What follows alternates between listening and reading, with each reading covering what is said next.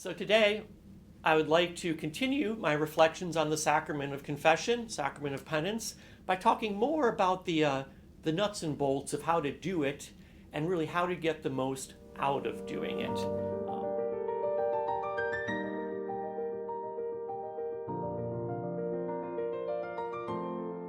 A good confession always starts with a good examination of conscience. That's really, really very important so that you know what you want to confess before you even step foot in the confessional. Many parishes have pamphlets or little aids that can help in doing an examination. There are certainly lots of good resources online as well. Just do a search for examination of conscience and lots of things will pop up. Or you can just do your own, not necessarily have to follow something. Many people like to do it by the 10 Commandments, just kind of go through the 10 Commandments and think if I've sinned. Or another thing, at Mass sometimes we do the Confiteor at the beginning of Mass, in my thoughts and in my words, in what I have done and in what I have failed to do. 4 nice, easy things: thoughts, words, what I've done, what I should have done but didn't. Now, a pro tip to make it even easier to do your examination of conscience is every single night before you go to bed, do an examination for just that day. Take 30 seconds out for that day, and that will be very, very helpful.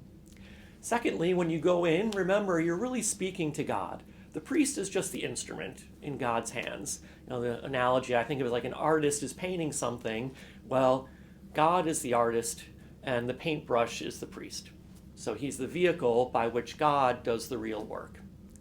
Third, don't hold back any serious sins.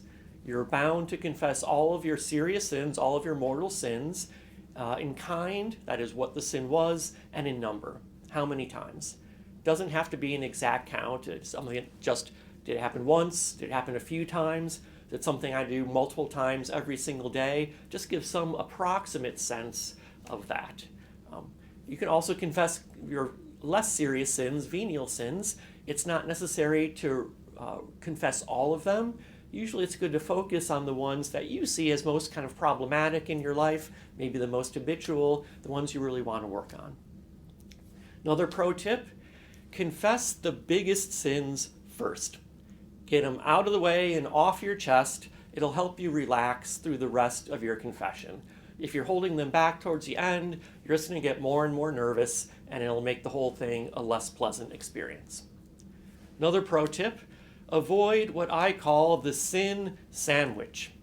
And that's when you have that one big sin, and you try to sandwich it between the light ones. So, Father, forgive me, I've sinned. I'm not as patient as I should be. I occasionally probably use some bad words. I killed 3 people and dumped their bodies in the river. I don't pray as much as I should. We see what you're doing there. You're not going to fool us, okay? We see what you're doing. So again, my advice to you is get the biggest ones, the ones that are most weighing on you, off your chest, right in the middle, and it'll just make the whole experience of that confession that much better. Another important thing when you go to confession, don't try to excuse or justify your sins. That's basically saying, it wasn't really my fault. Well, it was your fault. That's why you're there. Just think about it again at Mass, through my fault, through my most grievous fault. That's the mindset we need to have when we go to confession. Is that I'm there because these sins are my sins that I chose to commit. Related to that, very closely related, is you're there to confess your sins, not anybody else's. Most commonly, it's married people who fall into this problem, right? I did this, but it's only because my husband or my wife said this or did.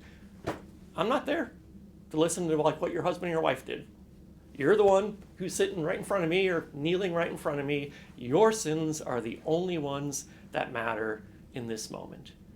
So again, you're there to confess your sins.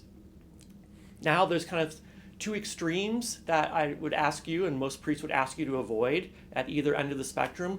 One is not giving enough information, being unnecessarily vague. And usually they do this because honestly they just don't want to have to say out loud what they did, what they actually did. But again, that's the freeing part, is saying it out loud. And if you're too vague, the priest doesn't actually know what you're confessing. So for example, someone could say, Father, I'm guilty of the sin of lust. Okay. Well, that can mean lots of things, from I looked at a couple web pages I shouldn't be looking at, all the way to I've committed serial adultery with 5 different people. All of that falls under lust. So again, you have to be specific enough that the priest actually knows what you're saying. At the other end of the spectrum is people who are too chatty. Okay, I need your sins, I don't need a story. Well, Father, just to understand what I'm about to confess, well, it goes back 8 years ago when I got married and my sister-in-law didn't do her hair the way I wanted her to, and then that Christmas 2 years later, she said, I don't need the story of your life. Again, you are there to confess your sin. Okay? Very important. If a priest needs, again, to ask some clarifying questions, he will. But in general, better to give less than more. All I really need is the sin. The only real exception to that is if there's some circumstance of your sin that makes it worse than it otherwise would have been. So for example, you might confess that I called someone a bad word. I won't say it on camera here because it would just have to get edited out. But I mean, like an a-hole or something. Okay, that's bad, a bad thing to do, so that's a sin, yes. But if the person I called that name is my 6-year-old child, that makes the sin a lot worse. That's a circumstance that's important enough that you should mention it when you confess that sin, because again, the circumstance itself makes it more serious than the sin otherwise would be. And it's important for the priest to know that, so he can, again, he's there to be an instrument of forgiveness, but also to try to help you. So if the priest gives some words of advice, certainly listen to them carefully and ask questions if you need to, but realize he's there, he's trying to help you by that advice, help you in the future to overcome whatever it was you confessed. Goes without saying, I hope, but listen to your penance. If anything is unclear about it, ask the priest to clarify. And if there's a reason you can't fulfill it, speak up. Usually there aren't issues with that, but if a priest says, for example, your penance is to go in the church right now and pray, 10 Our Fathers, but you're already running late to pick up your child at school, then you might say, Father, I have to run, my child's waiting for me, can I do the prayers later, or something like that. From the priest's end, penances are supposed to be clear and worded in a way that a penitent, you, knows that you've completed it. So a really bad penance from a priest would be to say, spend some time in prayer. Okay? What does that mean? There's no way to know, right? It's better, what priests should be doing is say 5 Hail Marys, or spend at least 5 minutes in quiet prayer, something where you know that you've completed it. A general rule of thumb, if the penance is something that you can do immediately after the confession, remain in the church and do it right away. I think it's always best. That way you know you've done it, there's no worry of forgetting it, and so forth. Some penances that might not be possible. Penance might be do something around the home, a chore that isn't normally your responsibility. Well, obviously you can't do that till you get home.